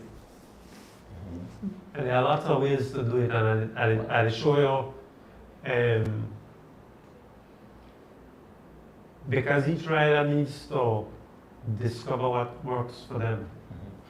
Another, Right. yep. There's not one formula. I mean, if I were to coach somebody, I would tell them that I need to make. They have a lot of people have asked me to help me with a training plan. Give me a schedule. I need to make you understand what the schedule does, so that if you could understand it, you could say why would you do certain things, and then you could plan it for yourself. And certain people got different body. People respond to long ride different or intense ride different. I might respond better to going long, to stress my body with distance. You might respond to the stresses of intensity. Everybody needs to learn their own body and understand the concept behind, you know, all the scheduling and the training sessions, and discover if you need best for overload 3 weeks out or 2 weeks out. If you need for overload with distance or with intensity, with 10 and 20 minute long intervals, or with one lot of short intervals. Depends on the type of race, whether like road race, crits, time trial will work for. But there's no one formula. So, Yep. yeah. One other question, you know, Donis mentioned power meter and different things. So when it comes to structured training, obviously there's metrics, right? There's things that are measurable. You know, you have to measure, like you said, your FTP, you have to measure that. You have to measure your effort on the road when you're doing intervals. What are some of the tools? Obviously, power meter is definitely a good tool. It's an expensive tool. Not a lot of people here in Belize would have access to that, right? Yeah. So what tools you can recommend to our athletes that are relatively within their budget, and combination of those tools with the knowledge that can bring them the results that you're talking about? Well, of course, everybody has to have one meter. You have to have the computer. So the computer on the bike has a load of information. One of them is power reading that it would pick up if you have a power meter on the bike. But there are the other things that you can have. So that meter with no other sensors can still give you your speed, your average speed. It can tell you the more higher valued ones, and you can find a lot of good Chinese brands. You know, everybody might want Garmin or some of those, you know, Wahoo. Those are very expensive. There are some cheaper brands you can get. I use one, it's called what? IG Sport, something like that. There's one called Magine. I don't really want to recommend Magine. Magine works well, but the plastic it broke off. Yeah. But things like your speed, of course, an average speed, cadence, you can get a cadence sensor for relatively cheap. 20-25 US, you can get a cadence sensor. That will tell you not the speed of the bike, Revolution. but the speed of your legs. So your correct RPM, basically. Revolutions per minute of your legs. That is a very important tool, especially in base training. There are efficient numbers of cadence, and so when you're doing base training, when you're starting your training plan, you want to be able to stay within that zone that produces the most efficient pedaling, which, you know, some people say that between 88 and 92, some others argue that between 92 and 96. In any case, it's close enough to you know, 88 to 96. There are some days you might do higher, and there are some workouts, like, you know, when you're sprinting or doing tempo riding, that you might be higher than those zones. But those zones, roughly that center around 92 to 94, more or less, is what you want to just train your body to feel automatic. And so a cadence sensor helps to know that.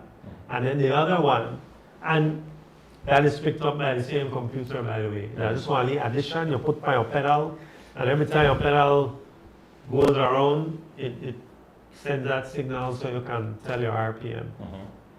And the other one is a heart rate monitor. And again, you can find heart rate monitors about 50-60 US.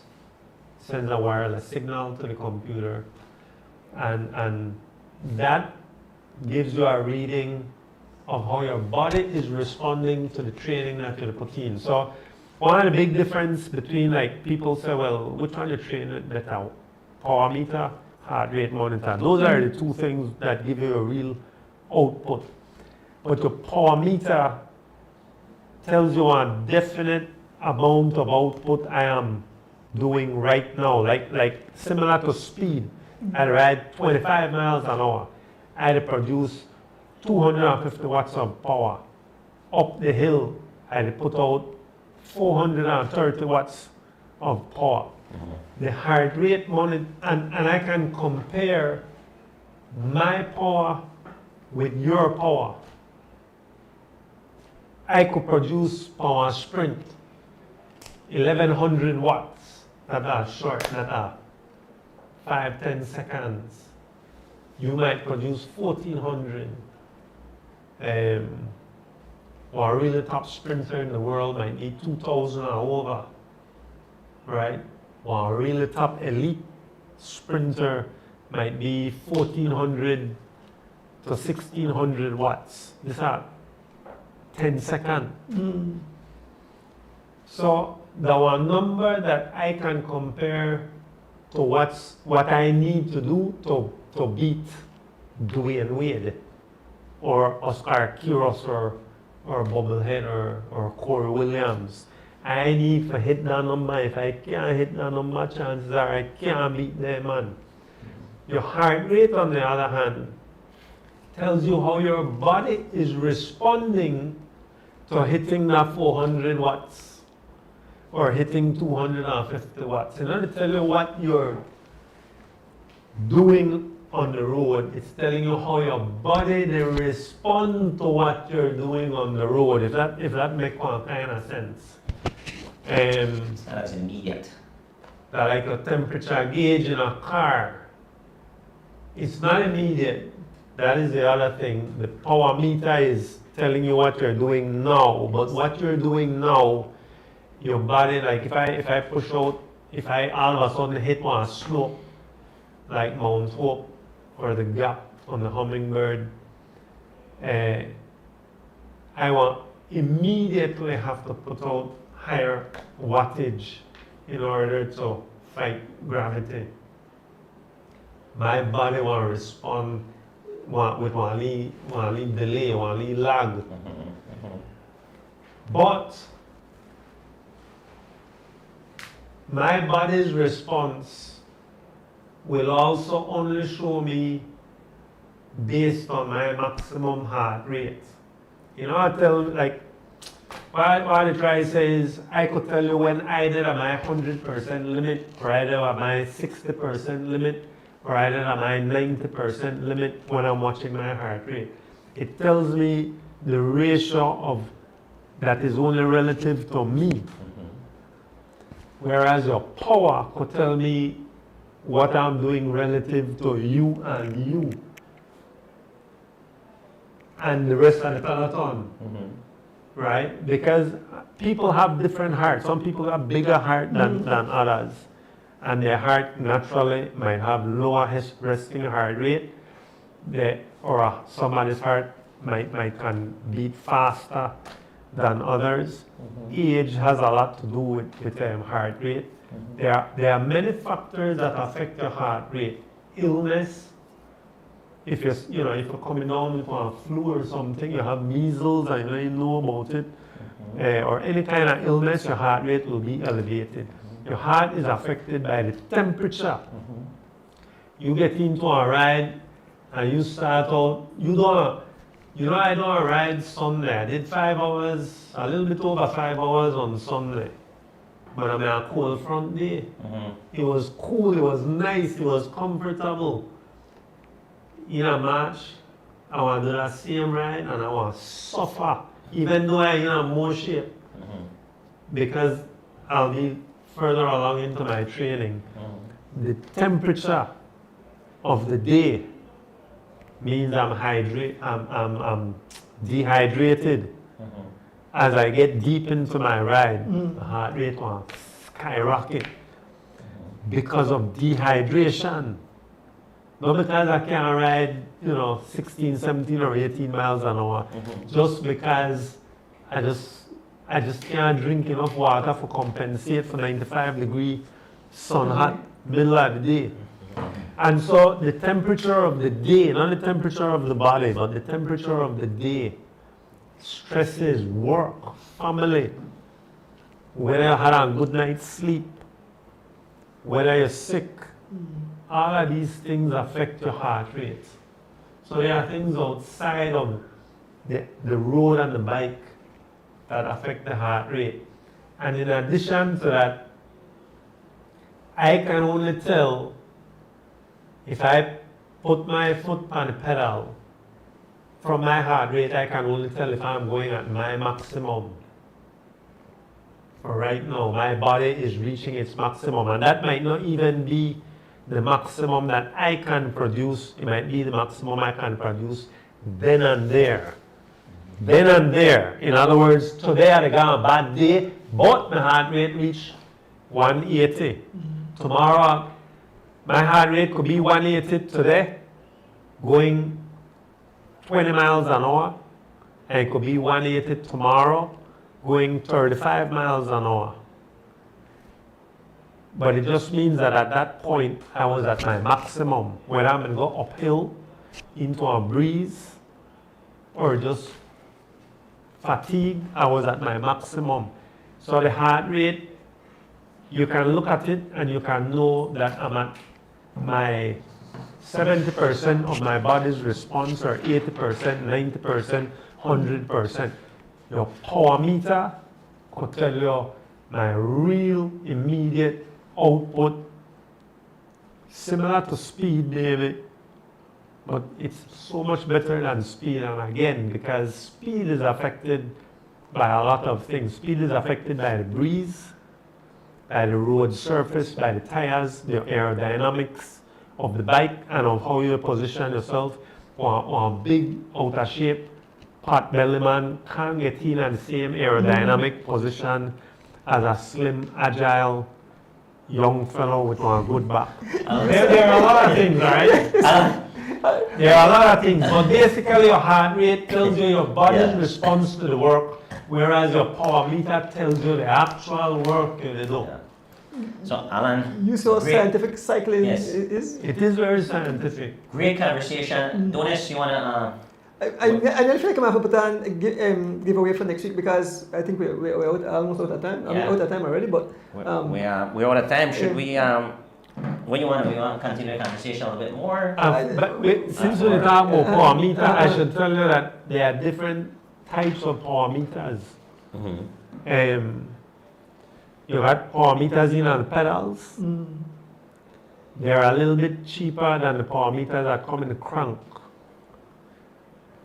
And then they even got some old style power meters that come in on the back wheel hub. So when the force from the chain stress the hub and you got a sensor in there. Those, they're cheap.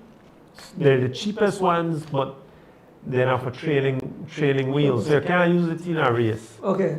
It would be like, there'd be most of a 32-hole spoke hub. I saw them, they're big, Yeah, they're big, yeah. Yeah, and there's advantages and disadvantages. The advantage for that is that it's cheap, but the disadvantage, you can only use it in a training because it's not built on a race wheel. And if you did try use it in our race and you get a back wheel puncture, it's off. The advantage with the pedal is that you could transfer it from one bike to another. So if you got a mountain bike or a gravel bike or a road bike, you could just take your power meter pedals and just move it around. You can't move the cranks around, but you can move the pedals around easy. And then you even have some power meters that read only for one side. The more expensive ones read for two sides. So you could then use it for knowing you got imbalance between your left foot and your right foot. The ones that have on one side just average out the power output. But you really don't know which is your dominant leg. You can't tell. You can't tell if you have it on both sides.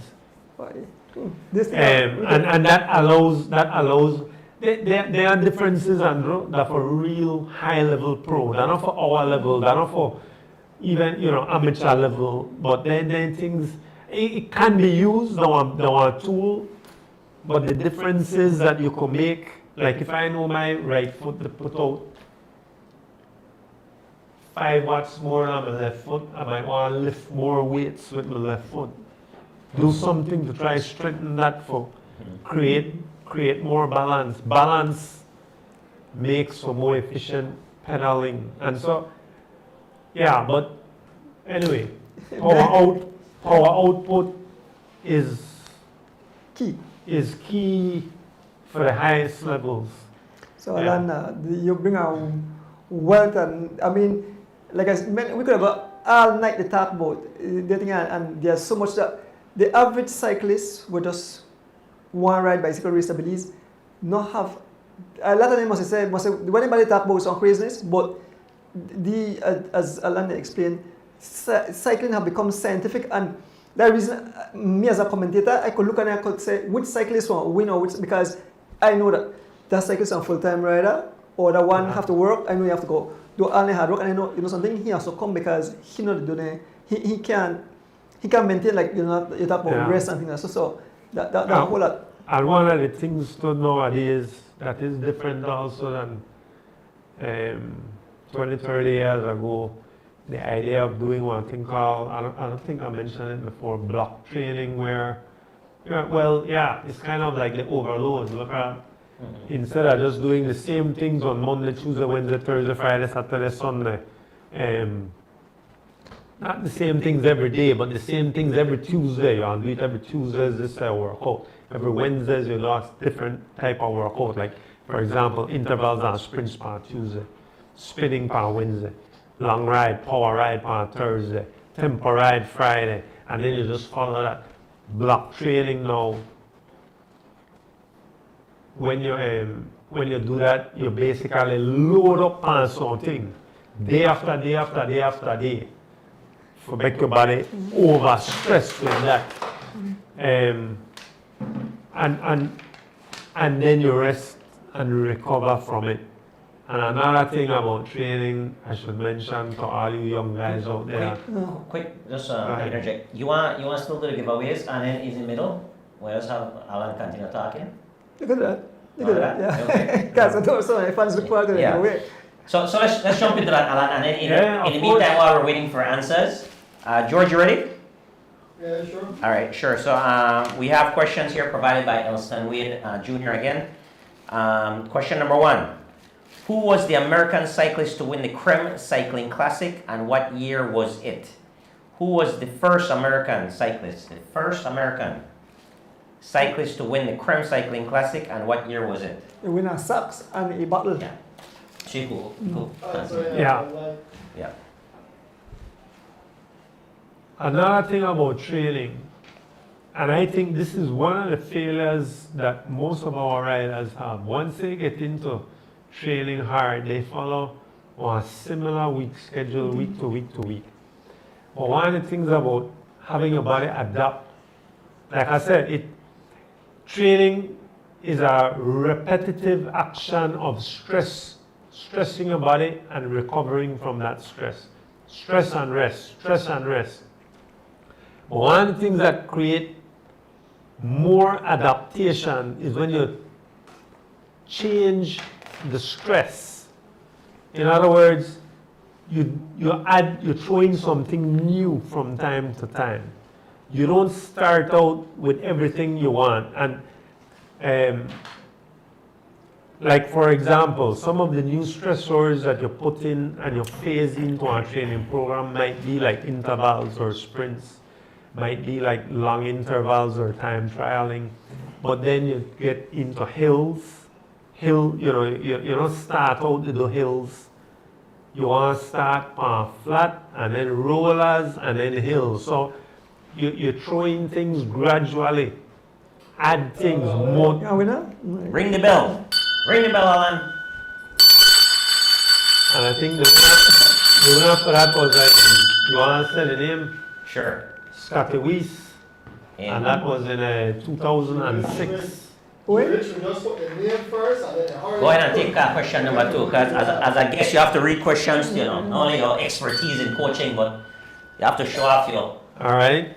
So there's one female, well, not just female, one cyclist who has won the Creme Classic a total 6 times.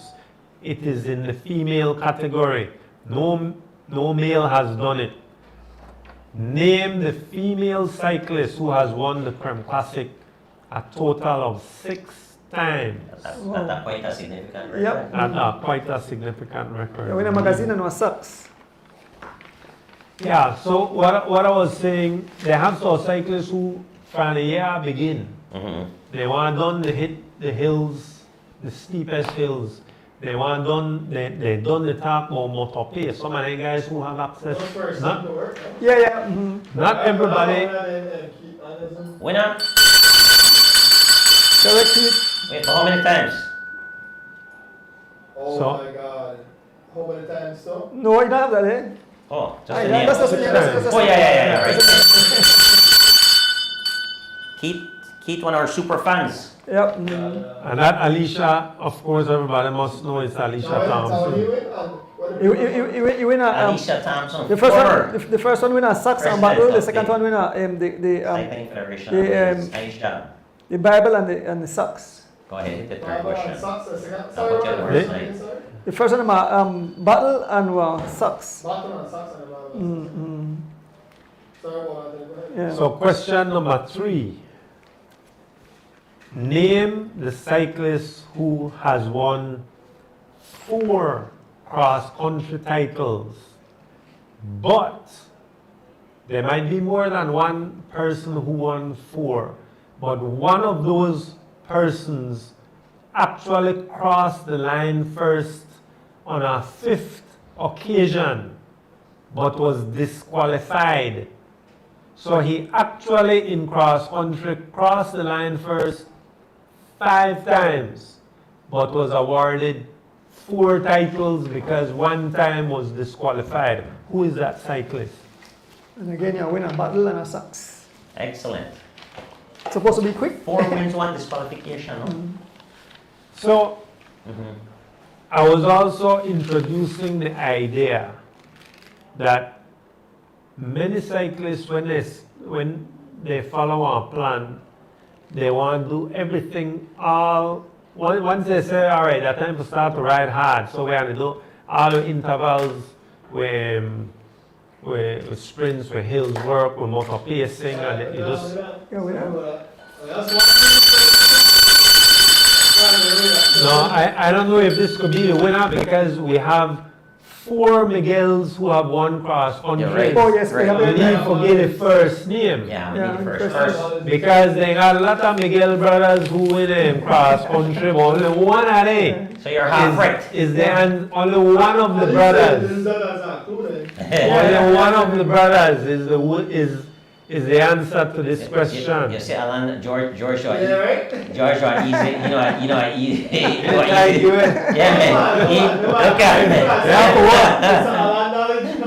have to work for it. George might be ready for dinner. I could give you a hint about that 5th time. The disqualification was because the rider Just, Let just go put the his- first name. Yes, first name. All Alright. Just put the first name. First name, name. right. Alright, and then after that. Wait, And then- Alright, that's Edward correct. Miguel. Edward, Yeah. that's Just it. put the Edward first Miguel? name. That's Edward right. Miguel.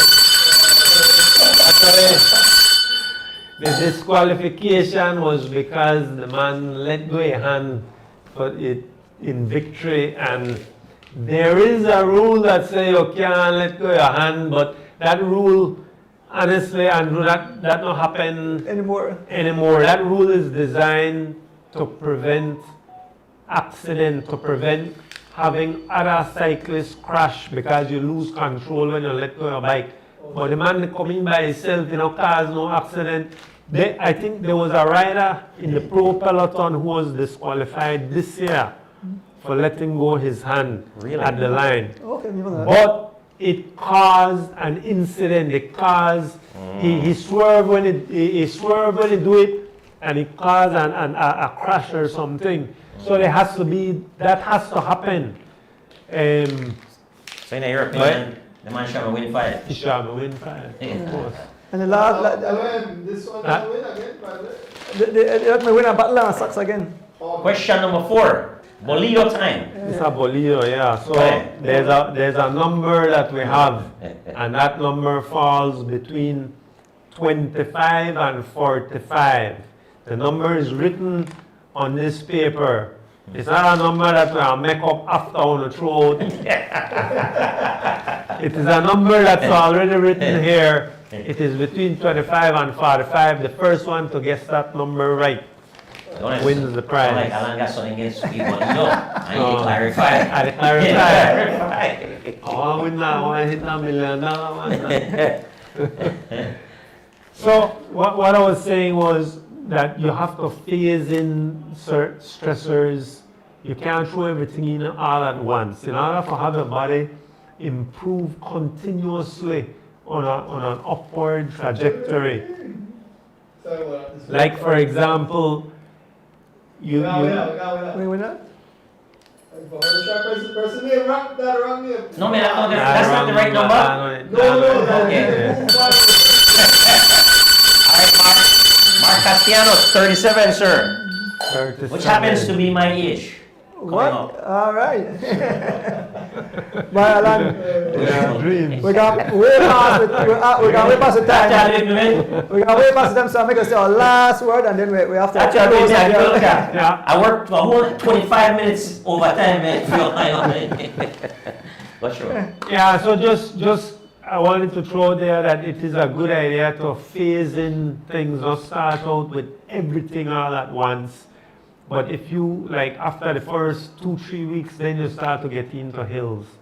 And then after the first month or month and a half, once you've done the right hard, then you start to motor pace. You want to add new stressors along the way. You don't want to do the same thing just because you do motor pace on hills. No mean you do it from day one.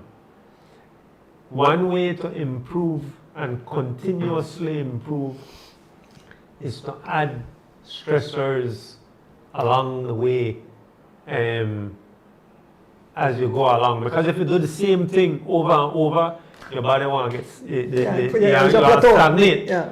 You will stagnate. Even if they're the same things you eventually do. But by doing it from day one, you end up to hit on a plateau and you can't go up further. So all these things have to be planned. You have to come up with one schedule and how to phase in things, and you do it in such a way that you time it right so that you hit your last stressors, your last overloading, and then rest, and then taper into your biggest race. Excellent. Man, thank you, Alan. Man, we could go all night, but like I said, we're out of time. Thank you for showing up and giving the fans and the cyclists cyclists need this all this wealth of knowledge. Yeah, thanks a lot, Alan. Very, very great conversation tonight. Thank you for your knowledge and for sharing that with us. And for any cyclist that's not currently working with a coach or part of a big team, if they reach out to you, are you willing to perhaps not helping them full time, but perhaps share a little bit of your knowledge and maybe give them some guidance? I would Put you on the spot. You put me on the spot, of course, but this is how I'm sharing. All right, Yeah, good. yeah. Excellent. So I wouldn't, anybody need a road? Listen, I don't keep secrets except for a few. There are a few little things that goes in the budget team only, or the Will family Yeah. only. But listen, I try to share, I try to help anybody who needs help. There are a lot more things to training than just what you do on the bike. Stretching, resting, nutrition, mental preparation. There's a lot. It's not just about what you do on the bike. But yeah, I'm willing to help in terms of if you meet me and you want to talk bicycle, I'm willing to help. This is a way for me to give back in terms of taking on somebody and they calling me their coach. That requires a little bit of negotiation. Yeah, well, Alan, thanks again. We really appreciate you being here, sharing those wealth of knowledge. So, in closing, if you want, thank your family, who's everyone, thank. Well, today happens to be Thanksgiving. Okay, right. So, yeah, I give thanks for life, for my family, my wife, my children. Actually, I heard you mention some birthdays. My dad's birthday was about 5 or 6 days ago last week. Mhm. Last week Friday. I have a daughter who celebrated her birthday 2 days ago, Okay. and a niece 7 days ago. Happy birthday to Catalina and Leah. My dad, he knows cycling. So. But happy birthday, Dad. And Felice, she's outside the room here. She came over to the studio Okay, great. to accompany me. Just so I don't get flooded out traveling here out the boom. Right, yeah. But yeah, thanks to my family, and looking forward to a new season. And one message I have To the motorists, please respect our cyclists. They are our athletes. They are our ambassadors. And when our athletes are in the news, it should be for good news. It should be for race results. It shouldn't be for accidents or injuries or worse. So motorists, please respect our fellow Belizean athletes and ambassadors when you meet them on the road, including myself. I always shout out today. I always throw my hand out at people when they come out of their lane toward me. Please understand, our lives are very precious, just as yours is, just as your family members are, and we are even more vulnerable because we're out there without four walls and a cabin around us. So please take care. Thank you. Dee? Excellent. Yeah, thanks, Alan. Fantastic segment. We appreciate you very much. And Andrew and I, we're committed to making this show informative and of value, right? And I think tonight was definitely an example of that. And thank you for your willingness to give back as well, being a senior cyclist, well accomplished, and also you've put in the time and the getting your certification in coaching, level 2 coaching, and you have the necessary information to give back. As you can see tonight, the conversation was very, very, very vibrant, and I learned a lot as well, so I'm sure our listeners learned a lot. So thank you very much for that. Thanks to our technical team, the one-man team tonight. George, for always putting in his time. Lex is not here tonight, but he'll definitely be back next week. Andrew, I always appreciate the opportunity that you've given me the platform. Being Thanksgiving, we're just going to say thank you as well. And most importantly, thanks to all the viewers out there who tune in and week out. We really appreciate that. Without you guys, there's really not a show. We look forward to bringing you some good content again next week. Thank you very much. Have a wonderful weekend. Yes, I'll be short and sweet. Happy Thanksgiving. So I thank everybody for everything. But one person I can't forget, I have to shout out my beautiful wife, who's sitting right outside too. Thank you for supporting me in what I love. With that said, enjoy the rest of the Thanksgiving. Stay safe. Blessed good night. We're out.